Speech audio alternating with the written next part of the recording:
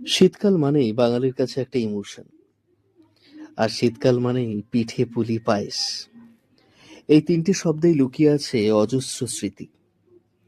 ভোরবেলার কুয়াশা মাখা উঠোনে মাটির উনুন জ্বলে উঠত, খড়কুটোর গন্ধে ভরে যেত চারপাশ।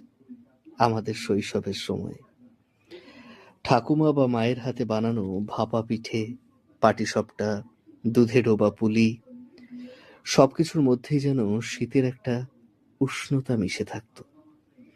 চাল ভেজানোর শব্দ, নারকেল কোড়ার খসখস আওয়াজ, গুড় গলানোর মিষ্টি গন্ধ, এসবই ছিল শীতের সকালবেলার সুর।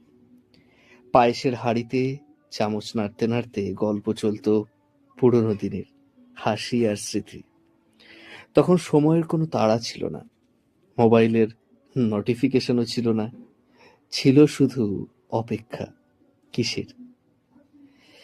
কখন পায়েস একটু ঘন হবে, তারই অপেক্ষা। আজ শীত আসে ঠিকই, পিঠেও পাওয়া যায় দোকানে, পায়েসও বানানো হয় ফ্রিজের দুধে। তবু সেই উঠোন, সেই উনুনের আঁচ, সেই পরিবারের একসাথে বসে খাওয়ার আনন্দ, সবই যেন স্মৃতির পাতায় আটকে আছে।